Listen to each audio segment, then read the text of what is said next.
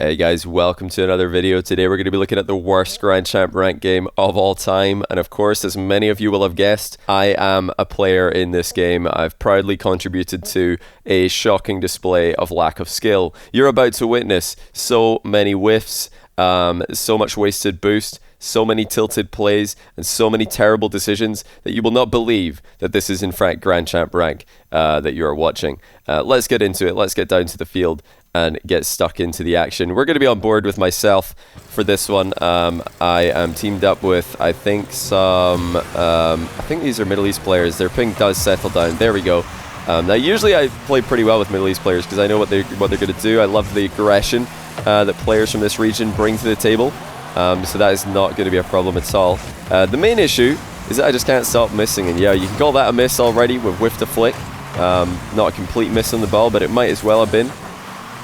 And there's going to be plenty more where that came from. But let's see if we can do it again. Can we get past him this time? No, we can't. So this time we're going to get completely dunked on. Two terrible corner plays, and now we're just driving into random positions, getting bumped. So absolutely no positive contribution to the game so far by myself, but we have not yet been scored on, so that has to be a good thing. I remember this rank session very well. I was not having a great time. I was losing the vast majority of my games, and I was not synergizing well with my teammates. I've trusted them there to hopefully cover me while I go on the most scenic route possible to grab boost, and it has not worked out. So I'm irrelevant in that play completely, as much my fault as anyone else's. Now I've missed the boost and my teammates taking it. Unbelievable. So yeah. Great stuff. Boost management out the window, and we're not even picking up the hundreds. Like I said, I remember being very tilted this rank session. I made the mistake that so many of us have continued to make throughout our Rocket League careers, and that is when we're tilted in rank, we just keep playing anyway. We just imagine that somehow the games are going to be fine, and we're going to do great. So nice little landing there on the boost. Definitely grabbing it first try, as we circle back into position to make a routine save, and whoa, we've let it into our own net, so somehow we've managed not to touch that ball, and it did bounce before the line. So yeah, very, very impressive stuff by myself once again as we fall to a 2-1 deficit. Yeah, you should probably, I should probably have stopped playing long before this. Clearly we are playing some terrible Rocket League. And the first things that really go completely out the window when I'm tilted, I don't know about you guys personally, one of them is boost management, as we can see the third goal now with us again not being relevant in the play. Boost management gone, and also my ability to just hit the ball gone. So now we've got a teammate who's AFK. That's good. So there's one less player who's active in the play, ready to make whiffs. But yeah, he's probably just AFK on the kickoff, or so I thought. We look back and realize that he is actually completely AFK, and now we've landed on a teammate. So, the fact that I've got half the teammates to accidentally bump didn't stop me there. Still managed to bump the one teammate that I did have. Could have gone anywhere in the field and not bumped him, but I accidentally bumped him in the one place that he happened to be in. Now we're fighting each other for the same boost. Not sure why I'm jumping for this, but we've missed anyway. Luckily so of the other team. And the other team have missed again, and my teammate's carrying. Shout out to him for not being as terrible as I am. Can we make the 2v3 comeback? What do you guys think? Not looking too good from a gameplay perspective on my side, but you'll notice that the other team are actually playing quite defensive, and this is not what you should do when you're in a 3v2. Another horrendous challenge by me, absolutely pointless. We've left our teammate out to dry, and luckily he has made a heroic save. Trying to knock the ball down the line to him, but I've hit it more middle, so I've mishit my pass as well. It's all gone wrong, absolutely everything. We're not helping our teammate out. He's clutching saves and goals, and when I do try and pass to him, it doesn't go anywhere near. So that's 3 minutes of gameplay, and I don't remember making a single play that is correct. Once again, we're landing on him because we flipped without looking where we're going. It just goes on and on. The bad plays will not stop. I guess that was somewhat of a good play. We've at least bumped somebody to give our teammate a good shot on net. Decided, well, we can't hit the ball, so might as well hit something. And what's our teammate's reward for all of his good plays? That's right, Johnny's gone and flown straight past the ball again, and now he's going to turn around and get dunked on. And it's 4-2. Oh, almost 3 minutes and 30 seconds. You can count the good plays on 2 fingers probably. There must have been another one in there somewhere, but Okay, going for a demo kickoff there. Didn't work. Failed the wave dash. The bad plays keep rolling in. But somehow we're still only down by 2 goals. The other team are sitting very, very far back. They're giving us some chances to get shots. And now here's an opportunity. Third man commits. We do get a big dunk. Can we hit the open net? Yes, we can. Incredible scenes. As you know, usually that would have been a routine miss for me, but we have in fact scored it.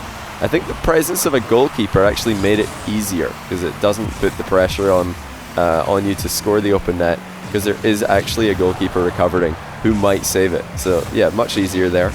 And we are actually picking up some possession plays and defense here. So at least towards the end of the game here, we're starting to make some decent plays. We're not wasting the control of the ball. Trailing by 1. Our teammate's playing very solidly, and the other guy's gone. So, you know, since the other guy's left, we've actually had a much easier time. It's funny how that works sometimes, because now that there's only 2 of us, it's much easier to not get in each other's way, even though I have somehow still managed to bump him multiple times. 30 seconds to go. Still, the other team are giving us space, and whoa, another huge whiff coming out from me. Another mind game, obviously. Great fake, passing it to my teammate without even touching the ball. And now we're just going to stay active, try and get some chaos going. Looks like our teammate did not read that ball chase by me. And we have got 15 seconds left to somehow find a goal. Might be open. And of course we've missed it. Somehow the other goalkeeper's missed his ball as well. Mind game and the finish. So after almost 5 minutes of shocking plays, we finally make a good one. Slow roll on the open net. I don't know if it would have been open by the time that shot came through. But hang on. Might actually have a chance to win this one. Whoa! Complete whiff and a 0-second goal. The orange team have done it. And despite best efforts of Johnny Boy and the third player leaving the game, they have somehow managed to come out on top. Very floppy save attempt there by the long car. Has not worked out, but there you go. Don't be fooled by the final scoreboard. I did not have an MVP performance here by any stretch of the imagination. I played absolutely rubbish, and my teammate definitely played better than me. But there's more to there's more to Rocket League than the score. You don't lose points on the scoreboard for missing the ball. You don't lose points even for own goaling. You don't lose points for bumping your teammate. I should have lost many points here if the score was to actually illustrate who carried the team. So it was definitely this guy. He played very well, and managed to keep us in this one long enough for me to wake up and make a decent play to equalize. But I wanted to look back and see, was this mind game necessary? You guys can decide. Did this mind game need to be made? Probably not. It looks like it was just going to be open anyway, but I remember when I decided to slow roll this play, right here, I could see that guy getting bumped, so I know he's going to recover at some point. He's recovering somewhere off screen. Decided to go slow because he's maybe going to be pre-jumping. It did turn out that he is pre-jumping. But yeah, in hindsight, I probably could have just taken a shot there. But, you know, given how this game was going, if I rushed this, if I tried to just take that shot full volley, chances are I'm hitting the bar. So I think, you know, going for the slow roll might have been a smarter play. Let's see what our teammates saw for the 0-second goal. Nice little slow cheat from him. Chips it over 1. Big floppy Dominus player, probably tilted from the equalizer. And wait, is it a Dominus player? I don't think it's a Dominus player. I think it's like it's a different car. What is this? A Lamborghini or something? Yeah, same thing. All long car, floppy cars, all aerialing and air rolling for absolutely no reason. And yeah, typical stuff. But I stand by what I said at the start of this video. I think this is the worst ranked game I've ever seen. The fact that I played this badly and we were still able to win, credit to my teammate, but also just shows you the level that this game was was displaying. It was really bad. And I'm not putting this out here to demoralize all of you who are on that Grand Champ grind and are not yet Grand Champ. And I'm not saying that everybody who's not Grand Champ is just a worthless player. Like, I've played thousands of hours of this game and I'm still this bad. The point is that you have good games and bad games. You know, this is one of the worst games I've played from a mechanical standpoint, from a decision-making standpoint. I remember watching back this replay and thinking, what am I doing? Actually, what is wrong with me? Why am I rushing every single play? Why am I missing the ball? I know that after this one, I calmed down a lot with my play. and actually started to play a lot better. So one piece of advice I would give you based on this story, one takeaway is I recommend save your replays where you think you played badly. Save replays where you don't think you played very well, and don't just watch them from your POV, watch it from your teammate's POV as well, so you can see from his perspective what you're doing wrong. What are you doing that's making your teammate's life difficult? I did that, and I was able to see, okay, I'm definitely just rushing way too close to my teammate here. I'm rushing my touches, I'm rushing my aerial takeoffs, and I'm just tapping boosts like I've got infinite boost turned on. Like, I need to stop all that. So, you learn a lot from your bad games. You learn a lot from your losses. You learn a lot from looking at games where you did not put in a good performance, even though your brain is going to tell you to save all the good replays and then feel good about yourself. If you want to improve, I'd recommend doing the opposite. Save the bad replays, and don't be afraid to show them. They're very funny, I think, to show to other people. Hopefully you guys enjoyed this one. But I've got one more very short replay to show to you to finish off this video. It's from the ranked session 2 days after the one that we've just watched. So let's get into it. So here we are playing with Toasty on the US East servers. I get a very good ping to the US East servers, so I play on it all the time, especially late night when the queues are longer for EU. And we're just playing 3v3 with a random third because 2v2 is just too hard. It's just too sweaty. But already we've missed an open net on a rebound after both defenders whiff the ball. They're all still whiffing the ball. Nobody knows how to touch the ball. And there we go, 1-0, and one of them's rage quit. So it's all gone down in the first 20 seconds. A standard rank game, if you ask me. I think maybe 5 or 6 whiffs in a row by the orange team, and then one of them just straight up leaves the game.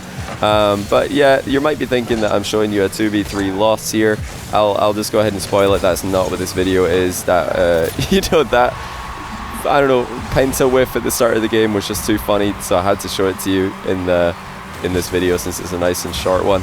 And I don't think that the other team stick around much longer because, yeah, I guess they just decided it wasn't going to work out. But I did mention if you're playing in a 2v3, it's much harder if the other team get in your face and start bumping you and demoing you. There is the end of the game, actually. That's it. GG, they've called it.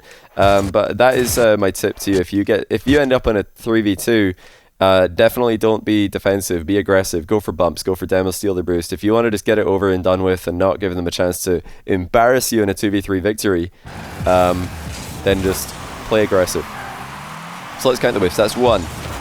We'll call that a second whiff and the miss save, and then I've missed an open net as well, so we'll call that 3 huge misplays. Teammate flops in, he misses the ball, recovering orange player misses, so we're up to 4, 5 as this dude misses, 6, 7, teammate and the opponent again in the recovery, 7 misses in a row, and then Toasty, the only player in the lobby who can actually hit the ball, comes in to score. Now, I didn't see, were these guys all in a party? They were, so this is a full party, and one of them decided to call it, so a bit of a shame. I'm sorry to this party that we've broken up their friendship, and they're probably now never going to play together ever again. Yeah, this just happens so much in Rocket League. On a more serious note, it is kind of unfortunate that so many players leave early. I mean, I've shown you 2 games here over 2 different ranked sessions. They were not the only ones where somebody left very early. Now, these guys are in a party, so they might be having a laugh. They might be mates, and one of them should probably just rage quit because he's lost to, or they've had 10 whiffs and gotten scored on by 2 EU players. So, they might be having a laugh about this. But in general, there's so many people leaving early in Rocket League, and I think the punishment might just be a bit too short. The only problem, of course, is if the punishment is increased, then real disconnects might fall into that sometimes, and you don't want to punish people for just having a legitimate DC and not being able to play the game for hours because of it. Because real disconnects do happen, and it's great that reconnections are possible now. But yeah, what do you guys think? I think there has to be some kind of system, and maybe, I don't know if it's a report system, or I don't know what the report system actually does in this regard. Maybe it already does deal with this. If you know of anybody who's actually been banned or had any kind of punishment for leaving early, let me know, because I do still see this a lot, and I have to imagine the punishment is not severe if there's this many people leaving just seconds into a game. We're not talking about a MOBA here where you're stuck with your teammates for 20 minutes and you're 10 kills down in level 1 and the game's over and people are rage quitting because it's just not worth their time. Rocket League's such a short game, but still, people just leave, and people just start trolling after one thing goes wrong. at the start of a game. Now, I'm not saying that that's what happened to this team. They might be having a laugh. They're all partied up. They could just have absolutely lost it at this, and one of their teammates has rage quit for lols. I don't know what's going on there. So this is not by any means me trying to draw any attention to this specifically. I just thought this was quite funny. But there you have it. What to do in 3v2s, be aggressive. What to do in 2v3s, hope the other team's passive, and try to control the possession. Just get as many chances as you can, and you got to be clinical because you're not going to get as many as the other team, that's for sure. What other takeaways are there from this video? Save the replays where you play badly. Try to learn from them. That's what I've done. I think since this session, or the first session I showed you, I have ranked up over 100 points. And I've been trying to, really stop wasting as much boost and stop rushing, because clearly that's what I was doing in the games where I wasn't playing very well. It wasn't very hard to spot that. I'm sure you guys can spot all the mistakes if you save the replays where you play badly. It's hard to, if all you do is save replays where you play really well and your teammate throws, it's going to be quite hard to spot things you could do better. But if you make a bunch of mistakes in a game and save that replay, then you're going to have plenty to learn from and plenty to improve on. And that's what I'd recommend you guys to do. But anyway, that's all we're going to look at today. Just a couple of ranked games I thought were pretty funny and I wanted to show to you guys. Hopefully you've enjoyed that. I'm going to be back this week streaming and bringing show matches for the YouTube channel as well, so look forward to that, as well as more RLCS viewing parties on the weekend. So I'll see you guys wherever I see you. Have a good rest of your day, and thanks again for watching. Take care, everybody.